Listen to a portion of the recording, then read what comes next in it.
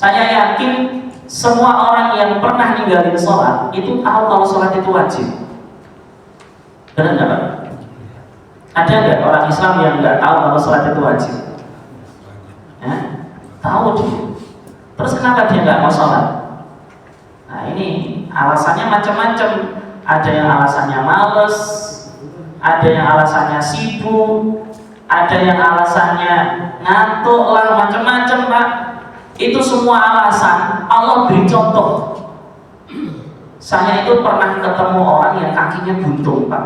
Itu subuh jamaah. Saya lagi di daerah mana itu? Itu orang benar-benar buntung betul itu.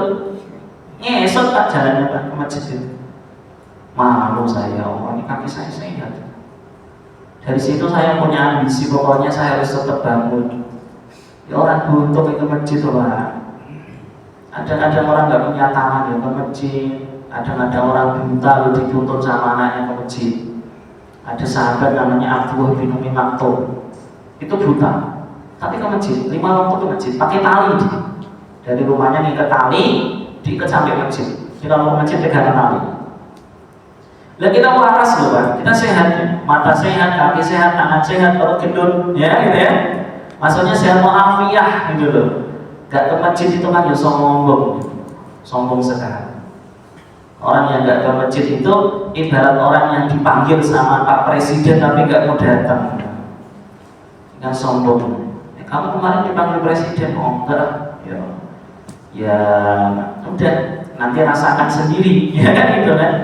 Kira-kira diapain sama Presiden gitu Pak?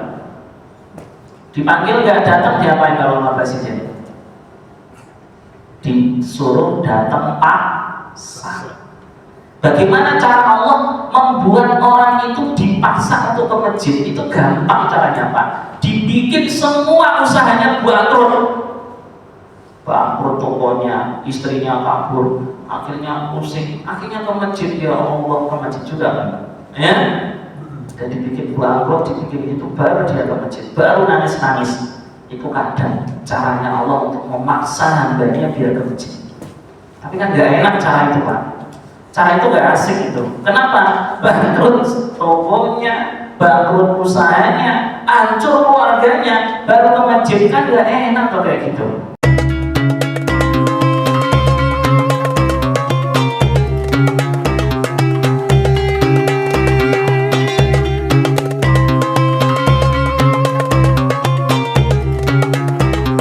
Assalamualaikum warahmatullahi wabarakatuh.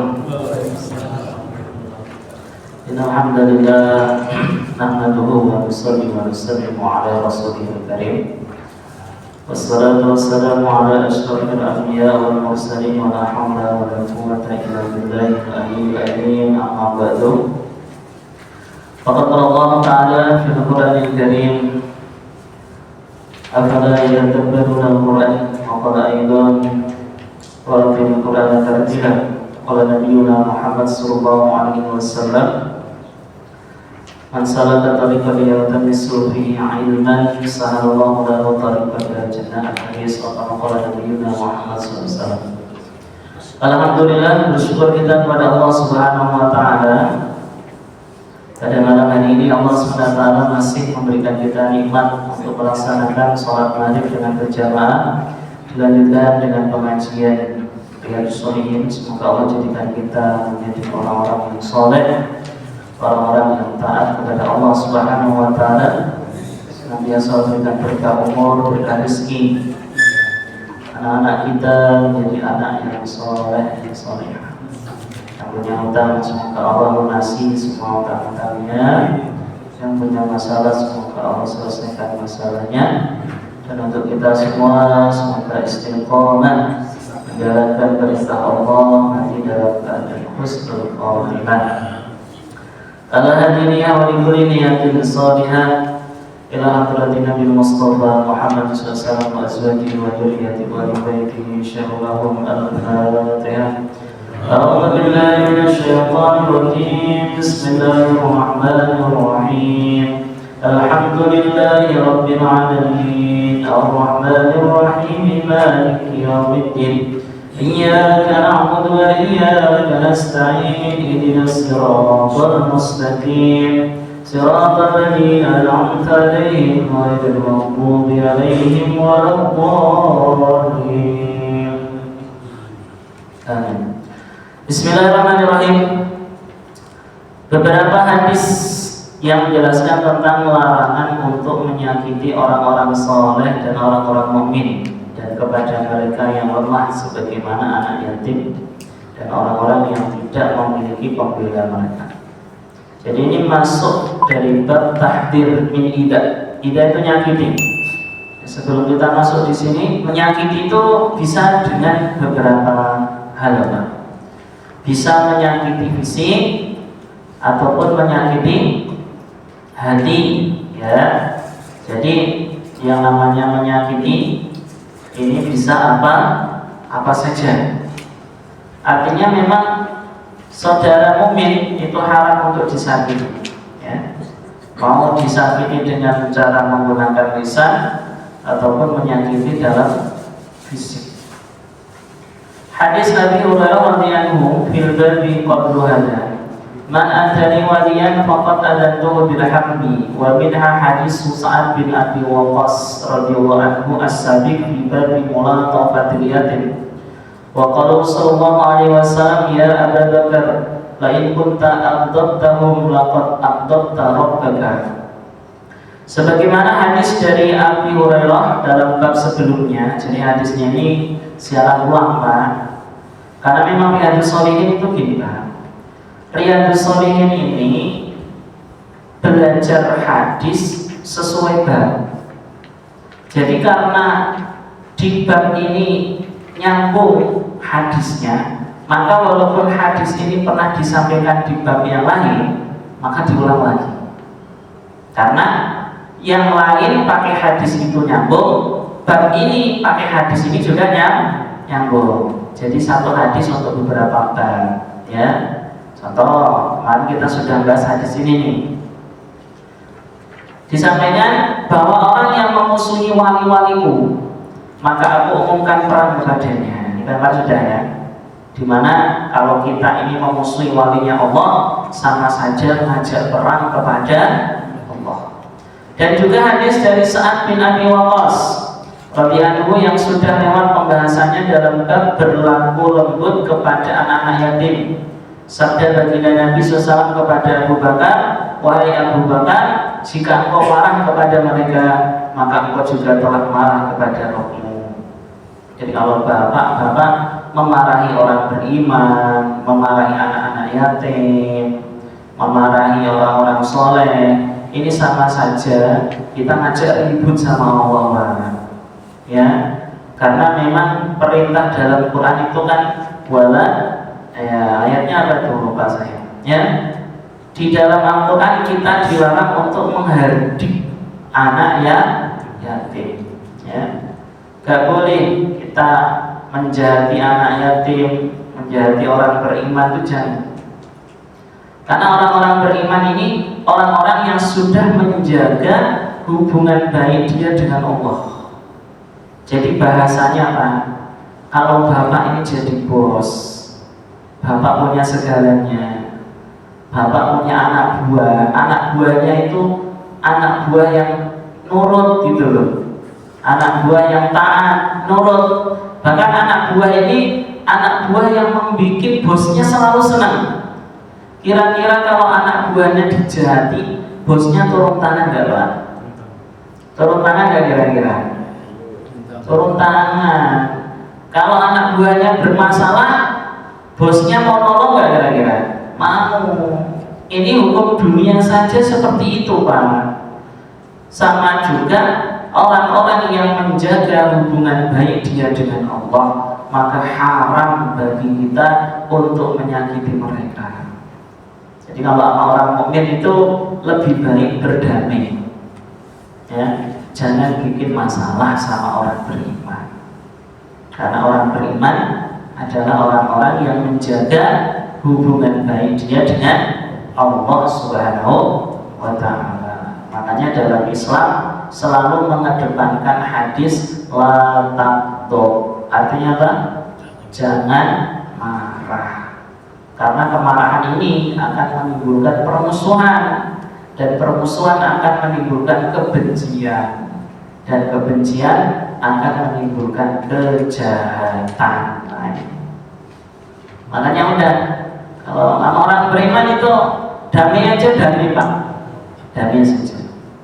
Ya, kayak acara halal bihalal gitu loh Pak. Ini luar biasa loh Pak. Indonesia itu punya halal bihalal yang tidak dimiliki oleh negara lain gitu. Ini kita harus bangga jadi warga Indonesia.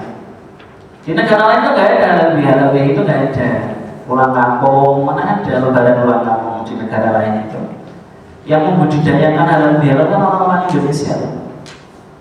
Itu bagus sekali, karena halal bihalal ini momen di mana siapapun yang pernah punya salah akan mudah meminta maaf dan akan mudah memberi maaf. Betul Pak? Bapak punya masalah apapun, itu kalau datangnya pas momennya halal bihalal, itu insya Allah tuan rumahnya ya adem kok. Ya udah dimaafin ya, ya udah tak maafin, nanti besok jangan diulang. Tumben kamu maafin, ya ini lebaran. Habis lebaran berantem lagi, ya repot banget. Dan orang kan lucu, lebaran jabat tangan, giliran udah kelar berantem lagi. Nanti lebaran jabat tangan lagi, habis lebaran berantem lagi. Kadang lucu Pak, lucunya di situ juga sih sebenarnya. Kan sering kita kalau pas lebaran bilang apa-apaan, kosong-kosong ya, karena udah bersih ya. Nanti tahun depan kayak gitu lagi nggak? Tahun depan kayak gitu lagi nggak? Sama, tahun depan ya udah maafin, besok diulang lagi yo ya. Tahun depan kayak gitu lagi. Emang manusia seperti itu. Karena manusia itu memang karakternya nggak permanen. Artinya nggak permanen itu hari ini baik, belum tentu besok tetap baik. Ya, hari ini buruk, belum tentu besok tetap buruk. Sifat manusia itu seperti tanah Pak. Tanah itu kan tergantung apa? Suasana dan keadaan. Kalau kena air, tanahnya jadi kalau tanahnya kering, dikena matahari, tanah jadi keras. Kalau tanahnya nyemplung di air, hancur itu tanahnya. Itulah karakter manusia. Jadi nggak ada manusia yang permanen baik, nggak ada. Nggak ada manusia yang permanen buruk, itu juga nggak. Sehingga Islam itu menyampaikan kalau punya salah maka saling memaafkan. Ya, nggak boleh saling jahat menjahati. Keterangan. Dan dua hadis ini adalah dalil haramnya menyakiti orang-orang soleh dan orang-orang lemah, terutama kepada orang-orang miskin. Zaman dulu orang miskin memang tindas Pak. Jadi kalau semisal nih Pak, semisal hari ini kita ketemu orang kaya yang tidak terlalu menghormati orang miskin, itu jangan menganggap itu hal baru. Kadang orang miskinnya itu membesar-besarkan. Itu tuh orang kaya sama kita nggak menghargai. Sejak dahulu juga gitu Pak. Paham nggak Pak kalimat ini Pak? Ya, ya dari zaman dulu orang miskin memang selalu ditindas, selalu diremehkan. Hanya Islam yang mengangkat derajatnya orang miskin. Coba kalau bukan Islam Pak, orang miskin itu nggak bakal punya tempat dia. Kalau bukan Islam, orang miskin tidak dikasih tempat. Ya, Islam itu yang sangat mengagungkan orang miskin. Bahkan orang miskin dikasih tempat oleh Allah Subhanahu wa Ta'ala. Sampai Nabi lo ngomong, jangan kamu sakitin orang-orang miskin karena doa mereka lebih makbul. Tapi orang miskin dulu Pak, orang miskin dulu itu sholat 5 waktu berjamaah, tahajud nggak pernah lepas. Kalau miskin-miskin sekarang kayaknya kok nggak seperti hadis Nabi. Orang miskin sekarang Jumatan nggak Jumatan, puasa nggak puasa, sholat nggak sholat, ngemis saja kerjaannya ya. Repot kan. Mau jadi orang miskin keramat ya iso toh. Ya. Kalau orang miskin dulu keramat betul itu. Orang miskin dulu nggak cinta dunianya orang kaya, tapi orang kaya mengejar-ngejar berkahnya orang miskin. Zaman dulu gitu, orang miskinnya zuhud, orang miskinnya nggak doyan duit, ya dikejar-kejar sama orang kaya supaya orang kaya dapat berkah karena nolong orang miskin. Itu dulu. Kalau sekarang dibalik, Pak, orang miskinnya yang ngejar-ngejar orang kaya, dan orang kayanya nggak mau dikejar-kejar orang miskin. Akhirnya orang miskinnya yang jadi menderita. Ya, maka orang miskin di mana Ustaz? Yang orang miskin yang dibahas dalam bab ini tentunya orang miskin yang dekat dengan Allah Subhanahu wa Ta'ala. Dan semisal dengan mereka kepada semua orang-orang beriman dikarenakan kehormatan iman dan kemuliaan iman pada diri mereka. Jadi kita pokoknya orang-orang mukmin dalamnya saja. Hadis nomor 393, larangan menjahati orang-orang yang menjaga sholat subuh secara berjamaah. Jadi kalau ada orang sholat subuh jangan macam-macam, Pak. Orang sholat subuh itu keramat, ya. Itu ada seorang kiai, Pak, Jawa.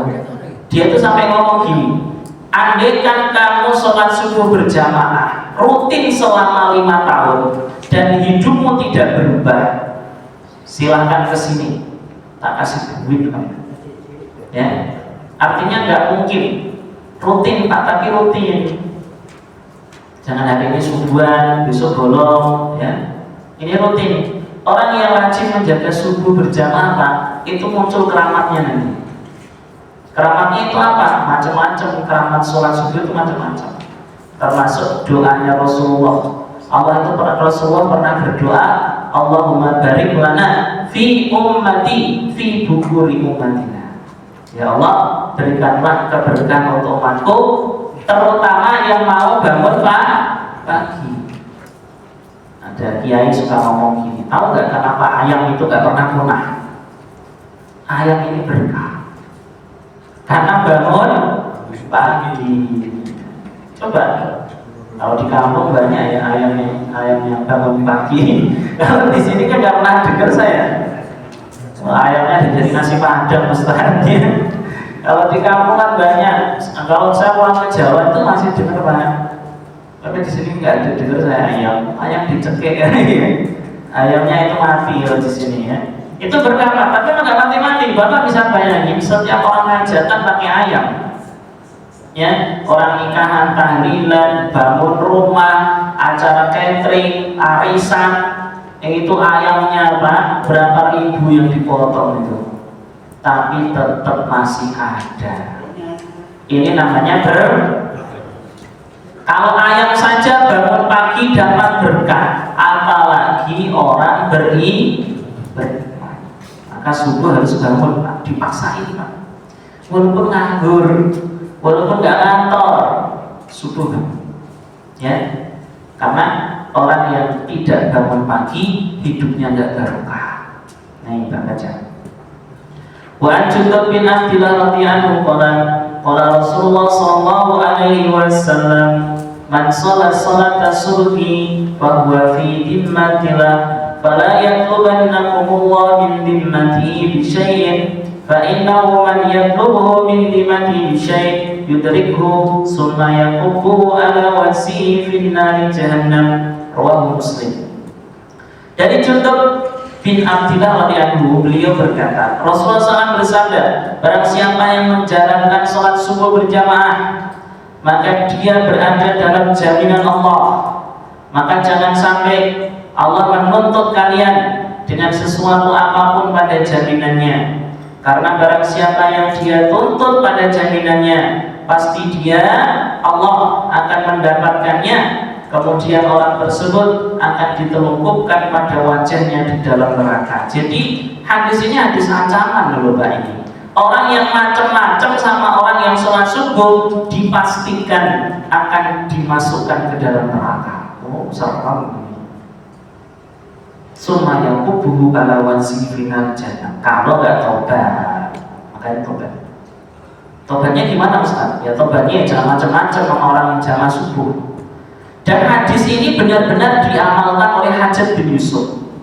Hajjaj bin Yusuf itu termasuk orang alim, tapi jadi raja, tapi dolim Pak. Dolim sekali Hajjaj bin Yusuf. Pernah pada satu masa Hajjaj bin Yusuf itu bunuh ulama itu di lapangan. Jadi banyak kiai yang dibunuh sama Hajjaj bin Yusuf. Itu kalau mau membunuh orang, dia nanya sama yang mau dibunuh, kamu sholat subuh jamaah? Jamaah. Oh, kalau kamu jamaah, kamu tak lepasin. Karena saya nggak mau macam-macam sama orang yang sholat subuh jamaah. Dalilnya mana ini hadis. Tuh, macam-macam sama orang yang subuh jamaah ya berurusan dengan Allah. Nah, ini hadisnya sudah rawahu Muslim loh Pak. Nggak percaya sama Ustaz? Silakan. Nggak percaya silakan buktikan. Ya. Hajjaj bin Yusuf seorang raja yang dolim, itu pun Pak, pemimpin ya, itu pun apa? Tidak berani macam-macam sama orang yang sholat subuh berjamaah. Berarti sholat subuh jamaah itu keramat Ustaz? Iya. Wah, tapi saya kok subuhnya jam 8 pagi Ustaz. Repotnya di sini. Ada kan kesiangan itu ya pernah tuh Pak. Nabi pernah kesiangan itu pernah. Nabi pernah sholat subuh kesiangan itu pernah. Pulang dari perang, capek lagi.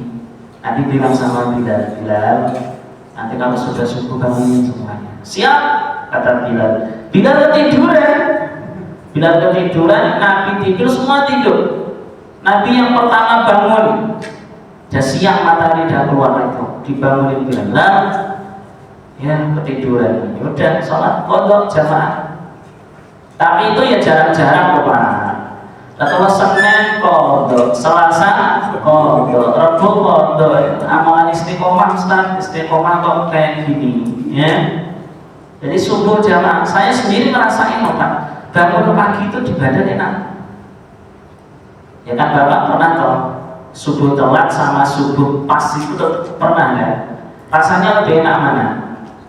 Subuh pas, artinya subuh bangun itu di badan ya sehat, pikirannya adem gitu. Tapi kalau subuhnya telat tuh kayak, kalau orang Jawa itu namanya apa ya? Kayak semrawut gitu pikirannya Pak. Kayak orang kayak kehilangan kesadaran gitu. Merusak betul ya. Jadi ini memang sebenarnya Nabi itu Pak, saking sayangnya kepada umat, itu hampir semua kebaikan itu dibocorin. Nanti kalau kamu sholat subuh gini, nanti kalau kamu baca waqiah gini, nanti kalau kamu gini. Ini ibarat kata itu hampir semua kebaikan-kebaikan gak ada yang diumpetin sama Nabi. Pengen umatnya biar selamat gitu, biar umatnya itu jadi orang sukses kabeh gitu. Cuma sayang, umatnya ini yang agak bandel. Ya, umatnya yang bandel Pak. Umatnya nggak mau ngikutin arahan Nabi. Karena nggak mau ngikutin arahan Nabi, maka hidupnya susah, hidupnya menderita. Ya, contoh simpel gini lah Pak. Ada orang tanya sama saya, Ustaz, saya mau ke Ciputat, arahnya mana? Lewat sini aja Mas, lurus enak jalan raya. Tapi dia nggak mau Pak, maunya lewat hutan. Akhirnya dikejar singa, nyemplung di sumur, ya. Nyampe Ciputat juga, tapi hancur semua itu badannya hancur, motornya rusak. Loh kamu dari mana Mas? Saya lewat hutan Ustaz. Udah tak arahin lewat jalan, lewat hutan. Saya pengen lebih seru dalam hidup, ya itu salah sendiri. Saya yakin semua orang yang pernah ninggalin sholat itu tahu kalau sholat itu wajib. Benar nggak Pak? Ada nggak orang Islam yang nggak tahu kalau sholat itu wajib? Ya? Tahu dia. Terus kenapa dia nggak mau sholat? Nah ini alasannya macam-macam. Ada yang alasannya males, ada yang alasannya sibuk, ada yang alasannya ngantuk lah, macam-macam Pak. Itu semua alasan. Allah beri contoh. Saya itu pernah ketemu orang yang kakinya buntung Pak. Itu subuh jamaah. Saya lagi di daerah mana itu orang benar-benar buntung betul itu. Ngesot Pak jalannya Pak ke masjid itu. Malu saya, oh ini kaki saya sehat. Dari situ saya punya ambisi, pokoknya saya harus tetap bangun. Ya orang buntung ke masjid tuh Pak. Kadang-kadang orang nggak punya tangan ya ke masjid. Kadang-kadang orang buta lo dituntun sama anaknya ke masjid. Ada sahabat namanya Abdullah bin Umi Maktum, itu buta, tapi ke masjid, 5 waktu ke masjid, pakai tali dia. Dari rumahnya nih ke tali, diikat sampai masjid. Jadi kalau ke masjid pegangan tali. Lah kita waras loh Pak, kita sehat ya. Mata sehat, kaki sehat, tangan sehat, perut gendut, ya gitu ya. Maksudnya sehat muafiah gitu loh. Gak ke masjid itu kan ya sombong sekali. Orang yang gak ke masjid itu ibarat orang yang dipanggil sama Pak Presiden tapi gak mau datang. Yang sombong.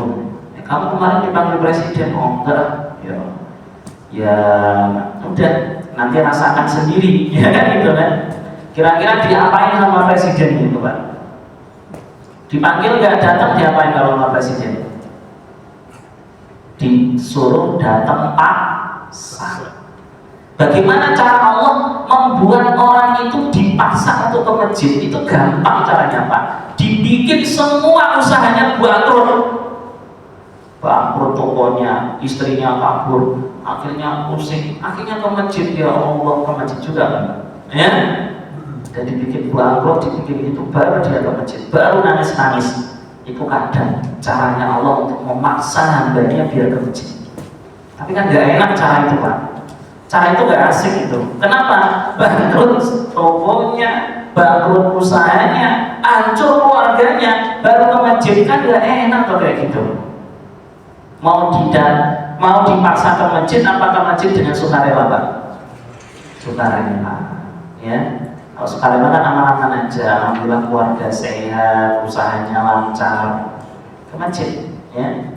Karena memang orang yang jauh dari masjid itu jauh dari rahmat Allah Subhanahu wa Ta'ala. Ini terutama subuh ya.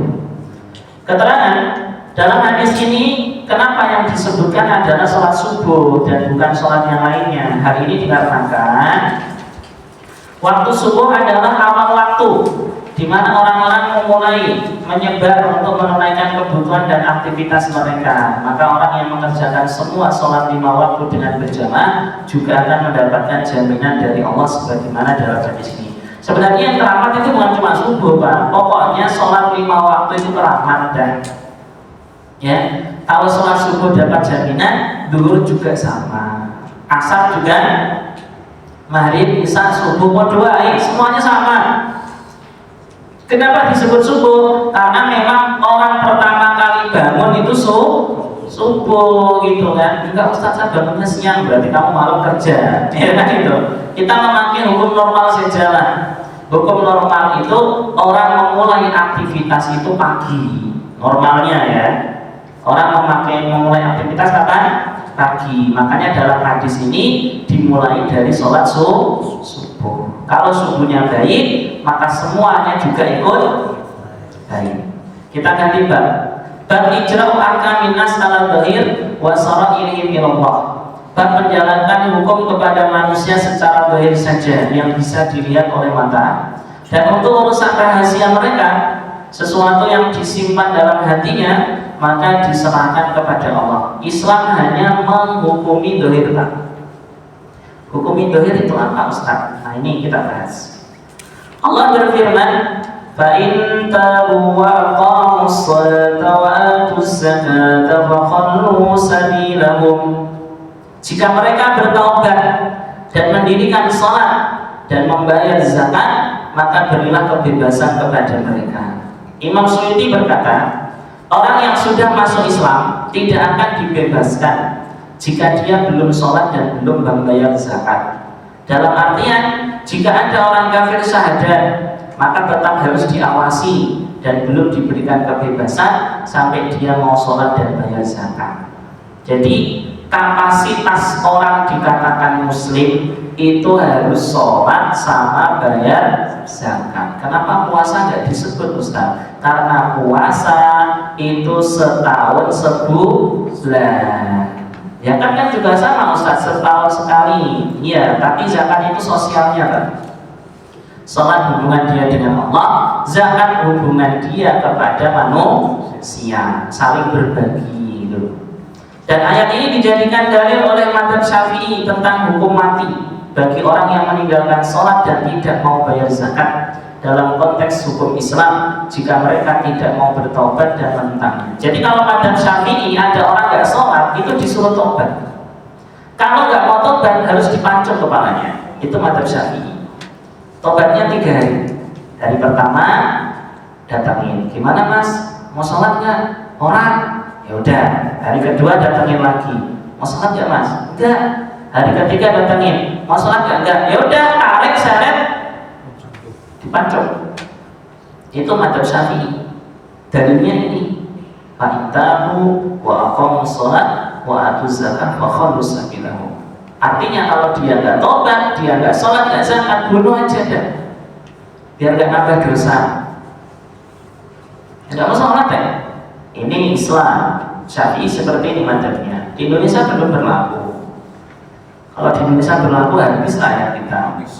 Ya, habis tobat. Tapi seandainya ada, insya Allah sholat. Insya Allah sholat. Saya yakinnya Bapak lebih memilih mati apa sholat? Sholat. Mas, mau mati apa sholat mas? Ya sholat tuh Ustaz. Jangan gitu kan? Jangankan mati apa sholat, mau motor apa hidup? Hidup, motornya udah dikasih begal. Lebih memilih hidup. Kenapa di sini kok hukumannya mati? Karena cuma dengan mati orang jadi takut. Kalau tidak dikasih takut mati Pak, misalnya dia tetap gak sholat. Ya cuma di Indonesia belum berlaku. Berarti di Indonesia aman Ustaz? Bukan aman.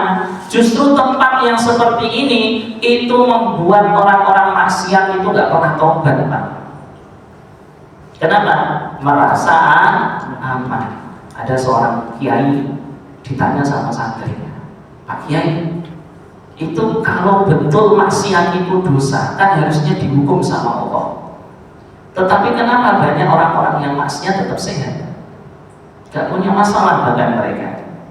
Kata kiainya, oh itu orang-orang yang maksiat tidak dihukum sama Allah, itu Allah bikin dia tertipu, dibiarin, namanya istidroj, ya, supaya maksiatnya makin banyak, dosanya makin numpuk, nanti totalannya kalau sudah mati. Nah, begitu mau mati, ajalnya tinggal hitungan jam, baru nanti dilimpahi semua itu hukuman-hukuman Allah. Jadi orang yang hari ini sehat, walaupun di ahli maksiat, itu jangan senang dulu loh Pak. Fir'aun itu ngaku jadi Tuhan atau waras loh. Umurnya loh panjang Fir'aun, 400 tahun jadi raja, 200 tahun sebelum, totalnya 600 tahun itu umurnya Fir'aun. Yang ngaku jadi Tuhan saja umurnya panjang. Tapi kan endingnya kan lihat, Bapak lihat endingnya Fir'aun itu matinya kalau matinya tenggelam. Dan sampai sekarang jasadnya masih utuh. Untuk menunjukkan kepada semua umat Islam, inilah akhir hayatnya orang yang mendurhakai Allah Subhanahu wa Ta'ala. Hadis nomor 394, Islam adalah jalan agar kita selamat di dunia dan akhirat. Wa an Ibnu Umar radhiyallahu anhu Rasulullah sallallahu alaihi wasallam umirtu an uqatilan nas hatta yashhadu an la ilaha illallah wa anna Muhammadar Rasulullah wa yuqimus shalah wa yutuz zakah fa idza fa'alu dzalika asamu minni dimahum wa amwalahum ila bihaqqil Islam wa hisabuhum 'ala Allah taala muttafaqun alaih. Dari Ibnu Umar radhiyallahu anhu, sesungguhnya Rasul bersabda, aku diperintah untuk memerangi manusia sehingga mereka bersaksi bahwa sesungguhnya tidak ada Tuhan kecuali Allah dan sesungguhnya Muhammad adalah utusan Allah, dan mendirikan sholat, menunaikan zakat, dan jika mereka telah melakukan semua hal itu, maka mereka telah menjaga diri mereka dariku, darah-darah mereka, harta-harta mereka, kecuali dengan haknya Islam, sedangkan penghisapan mereka diserahkan kepada Allah. Haknya Islam itu maksudnya gini Pak, sebenarnya bunuh orang Islam kan nggak boleh. Tapi kalau orang Islamnya bunuh orang, maka boleh dibunuh. Itu namanya hakul Islam. Sebenarnya motong tangan orang kan nggak boleh. Paham ya? Motong tangan orang Islam nggak boleh kan? Tapi kalau dia pencuri dan memang sudah memenuhi nisabnya barang yang dicuri, maka tangannya boleh dipotong. Itu namanya hakul Islam. Tapi kalau dia nggak punya masalah itu, dia bukan maling, dia bukan pembunuh, dia bukan pemabuk, dia bukan berzina, maka tetap nggak boleh dibunuh, nggak boleh dialiri darahnya, hartanya nggak boleh dirampas, karena dia orang Islam. Paham ya? Baca lagi keterangan. Imam Al-Qurtubi dan selainnya berkata, yang dikehendaki dengan orang-orang di sini adalah mereka yang menyembah berhala dan orang-orang musyrik Arab dan orang-orang yang tidak beriman dan bukan ahli kitab yang mukmin. Ahli kitab yang mukmin itu masih ada loh Pak. Orang yang masih beriman dengan Nabi Musa sama Nabi Isa, tapi nggak mau masuk Islam. Gimana ya? Nah itu belum diperangi. Dan bukan orang yang mengesahkan Allah, maka tidak cukup jika hanya mengucapkan kalimat tauhid ketika dia mengucapkannya di saat dia masih kafir, sedangkan dia belum masuk Islam. Jadi kalau ada orang Kristen, dia la ilaha illallah, la ilaha illallah, tapi masih nyembah yang dia sembah, tetap kafir. Paham kalimat ini Pak? Ya, jadi tidak cukup hanya dengan mengatakan la ilaha illallah. Kalau kayak gitu doang dianggap cukup ya, kan banyak orang Kristen yang main film ya kan, ada malah sholat adanya, kadang malah main filmnya sholat, terus dikir, tausiah malah ya kan, kocak. Ada yang lucu ini kok, yang jadi produsernya agak aneh gitu. Udah tahu dia lah Kristen, kok malah disuruh jadi ustaz. Ya, lucu ini. Tapi yang nonton yang bilang bagus, ya filmnya bagus, ustaz mendidik apanya? Pemerannya itu orang Kristen, misal gitu loh Pak. Ya tetap statusnya tetap belum Islam. Karena syarat orang dikatakan Islam, di samping dia mengucapkan kalimat tauhid Muhammadur Rasulullah, dia juga harus meninggalkan menyembah kepada selain Allah. Makanya mu'alaf itu yang nggak boleh balik ke gereja, mu'alaf yang nggak boleh dibaptis lagi, mu'alaf yang kalau orang Hindu ya nggak boleh kembali ke agamanya, karena status itu pun tidak akan hilang kalau dia masih seperti dulu. Maka di zaman Nabi Sallallahu Alaihi Wasallam, jika ada orang-orang yang masih kafir, maka mereka akan diberikan tawaran. Zaman Nabi ini zaman Madinah ya. Ketika Nabi di Madinah, maka konsepnya berubah. Nabi di Mekah itu konsepnya sabar. 13 tahun Nabi di Mekah, Nabi hanya mengedepankan konsep sabar. Artinya Nabi tidak menyerang, Nabi tidak melawan, Nabi diam. Pakai konsep apa? Sabar. Itu ketika masih di Mekah. Tapi ketika Nabi berada di Madinah, konsepnya sudah bukan sabar lagi Pak. Konsepnya sudah jihad. Ya, karena Madinah itu suasananya berbeda dengan Mekah. Di Mekah Islam itu minoritas, jumlahnya nggak banyak di Mekah itu. Tapi kalau di Madinah Islam itu mayoritas. Makanya mayoritas itu nggak boleh seperti minoritas. Artinya orang Islam itu harus berani Pak. Toleransi perlu, tapi berani harus. Berani itu apa Ustaz? Kalau ada orang kafir yang berani menghancurkan masjid, kalau ada orang kafir yang berani menghancurkan Quran, kita harus lawan. Itu namanya berani. Jadi berani itu bukan membiarkan mereka, bukan. Jadi kalau mereka baik ya kita baik, kalau mereka merusak agama kita ya kita lawan. Ini Islam. Di Madinah juga seperti itu. Ya, jika ada orang-orang yang masih kafir, maka mereka diberi tawaran. Tawarannya ini, antara mereka masuk Islam atau mereka diperangi dan tunduk dengan hukum Islam. Jadi Nabi nggak langsung nyerang Pak. Ada beberapa peperangan di kitab Sirah Nabawi itu yang nggak jadi perang, karena begitu sahabat itu datang ke lokasi itu, semua orang di situ nyerah. Kami menyerah, kami ikut Islam. Ada yang kayak gitu ada. Tapi ada juga ketika didatangi nyerang juga. Ya udah, itu namanya perang nanti. Jadi kalau dibilang Islam itu penjajah itu salah besar. Islam tidak pernah menjajah. Karena kalau mereka masuk Islam, Pak, yang jadi lurah tetap jadi lurah, yang jadi pedagang tetap jadi pedagang. Islam tidak pernah mengambil keuntungan dari mereka.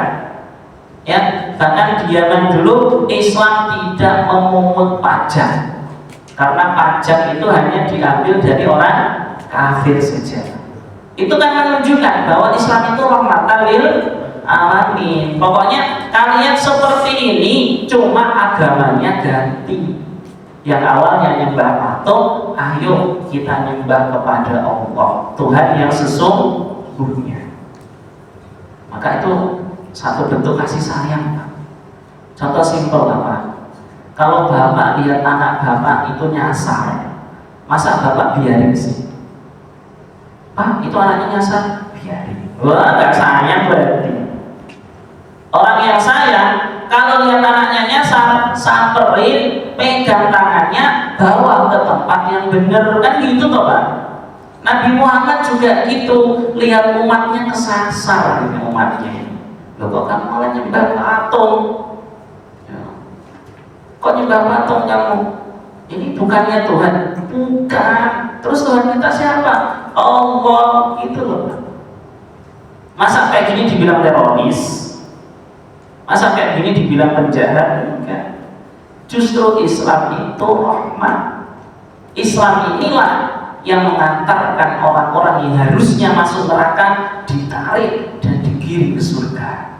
Masa Bapak mau bilang Islam itu teroris? Masa mau dibilang Islam itu penjajah? Penjajah dari mana? Gara-gara Islam, orang yang dulunya sombong berubah menjadi tawadhu. Gara-gara Islam, orang yang dulunya pelit jadi rajin berkorban untuk orang yang susah. Gara-gara Islam, orang yang dulunya semena-mena menjadi pemimpin sekarang berubah jadi Umar bin Khattab radhiyallahu anhu. Kan Islam ini, Pak. Jadi jangan dibilang Islam itu penghancur, bukan. Islam itu merubah hal yang buruk menjadi lebih baik. Perkara jelek diarahin menjadi baik, kok masa jahat? Ini tawarin nih, mau masuk Islam atau mereka diperangi dan tunduk kepada Islam, atau jadi tawanan atau menjadi kafir. Dan jika mereka masuk Islam saat diserang, maka haram bagi umat Islam untuk membunuhnya dan mengambil hartanya, dan umat Islam tidak diberikan perintah untuk menyatakan isi hatinya, karena urusan hati adalah ranah kekuasaan Allah, dan hukum Islam hanya membasdir saja yang terlihat dan tidak bisa menghukumi hati manusia. Ini alasan kenapa orang munafik ya dibunuh, Pak. Di zaman Nabi di Madinah jumlah orang munafik itu 300-an. Itu nggak ada yang dibunuh. Alasannya apa? Yang munafik itu sholat loh, Pak. Sholat, duhur sholat, asar sholat, Ramadan puasa. Jadi repot, mau dibunuh gimana? Oh, mereka syahadat, asyhadu an la ilaha illallah. Tapi mereka ngeprank hatinya itu gak beriman. Orang munafik zaman Madinah itu si malakama, Pak. Mereka sudah terlanjur syahadat, tapi sebenarnya hatinya gak ridho. Dan mereka punya prinsip, kalau Madinah diserang Romawi, kalau Madinah diserang Persia, maka kita akan mengatakan kepada mereka, sesungguhnya kita ini berpura-pura masuk Islam. Itu munafik zaman Madinah. Tapi nggak ada yang dibunuh sama Nabi. Kenapa?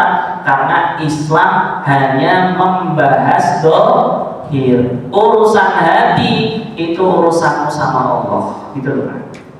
Contoh, kamu disumpah. Berani sumpah kalau kamu nggak maling, berani ngomongi. Ya wes toh. Seandainya dia bohong, itu urusan dia sama Allah. Karena dia sudah sumpah, ya udah dilepas. Gitu loh, Pak. Ini namanya dohir. Urusan hati siapa yang tahu, Pak? Bapak bisa tahu nggak orang ini bohong dan tidak bohong? Itu kayaknya bohong, Ustaz. soalnya gelagatnya ketahuan. Tapi Islam nggak gitu. Makanya kalau ada orang nggak puasa, ketika ditanya, kamu puasa nggak? Puasa. Ya, kita nggak boleh. Nggak boleh, oh, kamu jangan-jangan kok nggak boleh gitu. Kalau dia sudah ngomong puasa, walaupun aslinya enggak, kita tetap menganggap dia puasa. Ini namanya memberlakukan hukum dohir itu kayak gitu. Apalagi puasa kan paling gampang dibohongin ya. Berangkat kantor, sahurnya malam sama istrinya mana? Sampai kantor makan bubur, ya kan? Makan bubur, minumnya es teh manis, ya kan? Pulang-pulang kantor, nunggu buka. Alhamdulillah, ya. Puasa sehari nggak terasa, ya nggak terasa. Makan bubur mau nambah, ya kan itu. Gak ada yang tahu Pak, kalau kayak gitu gak ada yang tahu, istrinya nggak tahu, anaknya nggak tahu, yang tahu siapa? Ya dia sendiri sama Allah. Terus gimana Ustaz? Ya ini yang disebut hukum dohir itu seperti itu. Hadis nomor 395, hukum orang yang sudah masuk Islam nih. Wa Nabi Abdullah bin Abdullah Tariq bin Ashyam radhiyallahu anhu sami'tu Rasulullah yaqul man qala la ilaha illallah wa kafara bima yu'badu min dunillah haruma maluhu wa damuhu wa hisabu Allah. Dari Nabi Abdullah Tariq bin Ashyam radhiyallahu beliau berkata, aku mendengar baginda Rasul bersabda, barang siapa yang mengucapkan kalimat tauhid yaitu la ilaha illallah dan dia kafir terhadap semua yang disembah selain Allah, maka telah haram hartanya dan darahnya dan urusan hisab mereka diserahkan kepada Allah. Keterangan dalam hadis ini disampaikan bahwa seseorang yang telah mengucapkan kalimat tauhid beserta sambungannya yaitu Muhammadur Rasulullah. Jadi tauhid sama sambungannya la ilaha illallah Muhammadur Rasul. Walaupun dalam hadis hanya menyebutkan kalimat tauhid tanpa kalimat pasangannya dan dia meninggalkan menyembah kepada selain Allah, maka bagi umat Islam diharamkan untuk merampas hartanya dan menumpahkan darahnya, dan urusan kebenaran dalam hatinya kita serahkan kepada Allah, apakah dia jujur atau berbohong. Jadi agak repot kalau ada orang Kristen ngaku-ngaku mu'alaf. Nah ini agak repot nih. Kamu Islam? Iya, saya sudah masuk Islam. Sudah sadar. Ya tetap dia Islam Pak, walaupun dia misionaris. Banyak kasus misionaris pengen nikah, awalnya pura-pura Islam. Begitu sudah nikah, istrinya hamil 6 bulan, dia bilang sama istrinya, Neng, kamu kalau nggak ikut abang masuk Kristen, tak tinggal kamu. Bingung istrinya, ya udah Mas, Kristen aja. Wah, ada kayak gitu Pak, namanya misionaris Pak. Itu sistem dakwahnya mereka, ya. Terus gimana Ustaz membedakan antara mu'alaf yang benar sama mu'alaf yang nggak benar? Ya ini yang tadi saya sampaikan, Islam hanya menghukumi dohir. Urusan dia berbohong apa tidak, kita tetap serahkan kepada Allah. Ya, kalau dia sudah ngaku Islam, berarti dia orang Islam, walaupun dia pura-pura seperti orang munafik seperti itu. Semoga Allah terima pengajian kita, amin. Dan semoga Allah SWT dengan kita istiqomah untuk menjalankan perintah Allah. Subhanallah, asyhadu an la ilaha illa anta, astaghfiruka wa atubu ilaik. Assalamualaikum warahmatullahi wabarakatuh.